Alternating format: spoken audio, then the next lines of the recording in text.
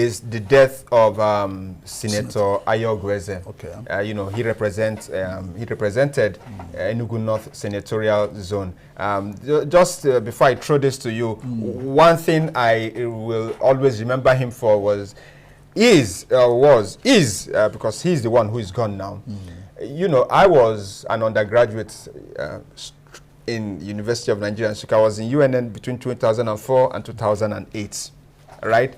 And, during the time of Chiboy and all, he was one of the prominent faces of the state government. I think he was the commissioner for information or something. Yes. And then he became for commerce. And I think for, he was one of the, and there was one name they called them. The Chimaroke Namani's inner cabinet, they called them Ebano. So he was part of the Ebano family. And because we were in Soka, so even though the Ebano was an Enugu thing, he was one of the big Ebano boys in Soka. So, the indigenous, anytime he comes back, there was always this, and then when he also went to the Senate, I was an undergraduate when he went to the Senate in 2007. So that is how, one of the ways I remember him. So, he's gone.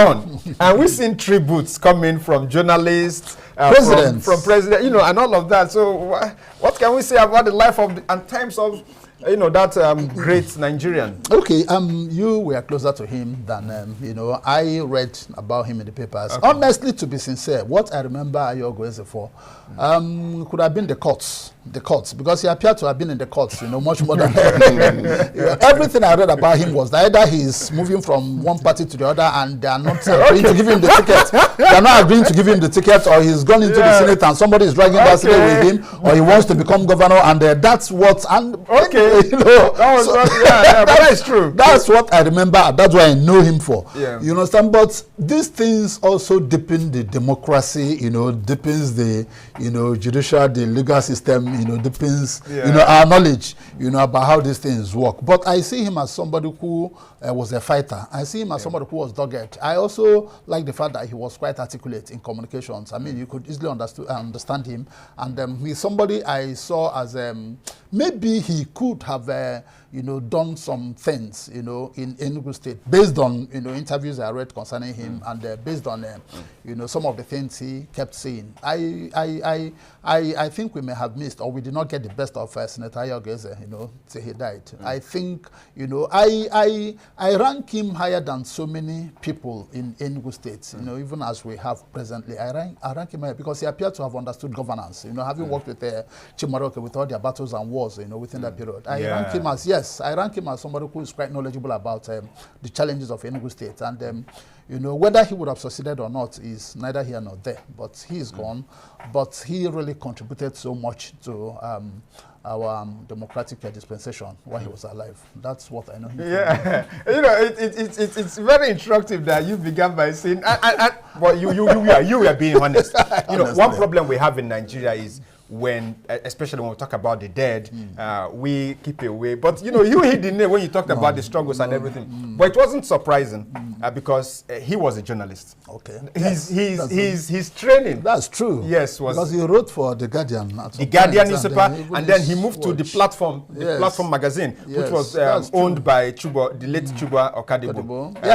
And then he also went to the Newswatch. The Newswatch. He went to Newswatch. Yeah, he went to Newswatch. He was actually in the Newswatch when I think it was in 1991. No, 1991. 91. He was a special advisor to Mwodo.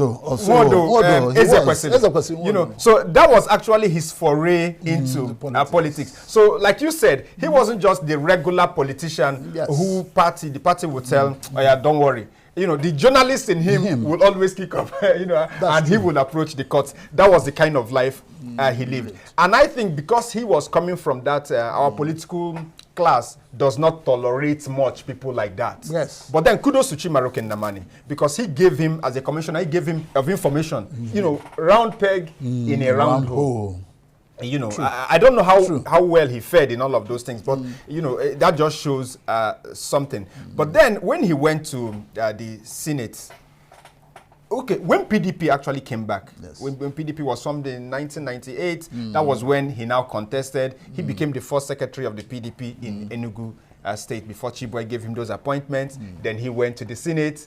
2015, he wanted to be governor. That was one of the cuts again. He wanted to be governor of Enugu State. Yes, but then he lost. He lost. Ifeanyi Ugwuanyi won that.